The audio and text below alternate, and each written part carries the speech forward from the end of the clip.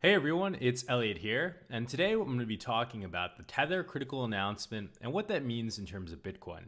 I'm also going to be discussing what hacking Bitcoin could mean for your investment. So, to start off, I'm sure you've heard by now, but if you haven't, Tether got hacked. And basically, as I've done a little bit of research into this here, I pulled up the actual announcement itself, and we see here that Tether had $30.9 million removed of its currency. It was hacked, it was stolen, it was sent to some IP address here, some following address. And basically, there's some steps that they're taking to address this. They're using some sort of tokenizing method. Basically, the more I read about this, it just seems like that's it. They're out $31 million. And I got curious as to how or who handles that fee, and we'll talk about that in just a minute here. But to be clear here, Tether is its own currency. I wasn't aware of that initially. I was like, what is this? Is this some sort of market? Is this a way you can host your Bitcoins? But no, it's its own cryptocurrency, separate from Bitcoin. But we're going to see that they might be a little more related than I initially thought on the surface here. So I took a look at this article here from the New York Times, and this is called Bitcoin, Bitfinex, Tether. So it's relating these three terms together: Bitcoin, Bitfinex, and Tether. And let's kind of see how they're related here. So the first thing we need to understand to solve this puzzle here is to understand what Bitfinex is. So it turns out that Bitfinex is actually one of the largest exchanges, if not the largest exchange, for trading in cryptocurrency. And the more reading you kind of do into Bitfinex, the more sketchy it appears. You see that it's officially incorporated in the British Virgin Islands. That makes me think, okay, unregulated, and probably doing something a little, I don't know if it's about board down there. No regulators down there. And we see here too that it's been fined by regulators in the United States and cut off by American banks. Now, is this something to be scared of? Well, the American banks have a lot to lose as cryptocurrency grows, so that doesn't really concern me too much. But it does make me concerned that one of the most stabilizing forces in modern currency, right, has basically said, yeah, we're gonna distance ourselves from that. And by that I mean obviously the American, financial system.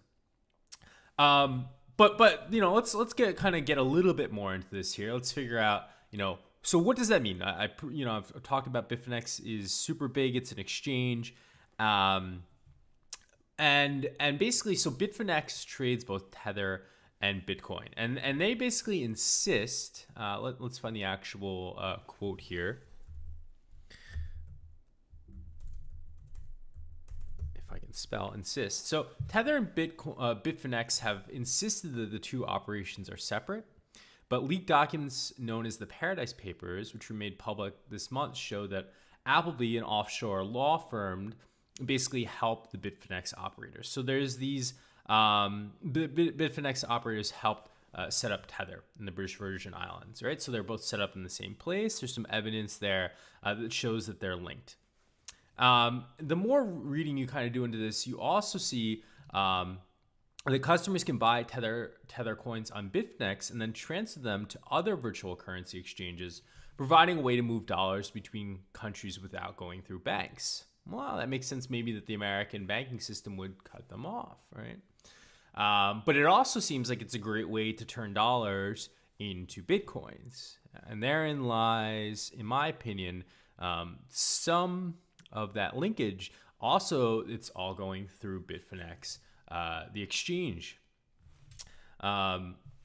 So definitely was very interested to learn that, even though Tether is its own cryptocurrency, there is some relation between the two.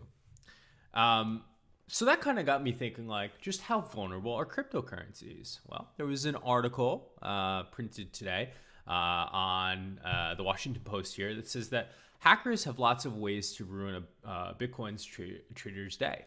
And, that was pretty interesting to me. the more research I did into it here, there have been cases in the past where Bitcoin has been hacked and has lost an amount of $450 million at one point. So this exchange is vulnerable at times, and Bitcoin itself can be vulnerable, even though that's not what was hacked recently.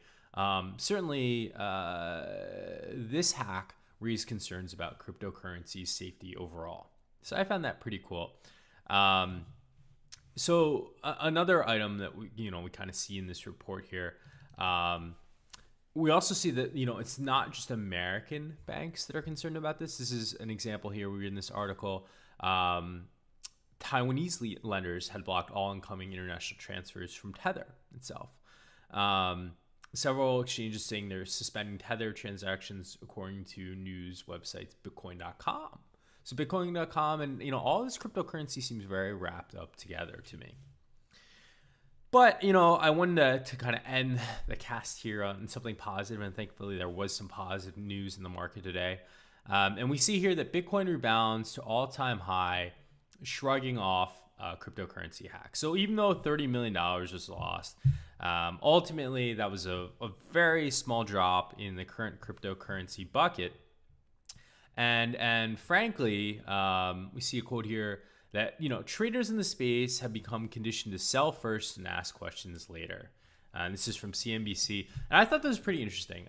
One of the things I'm super interested in learning about is what is the mindset behind a cryptocurrency trader? What causes them to buy and what causes them to sell? Obviously, that's the base of any market here.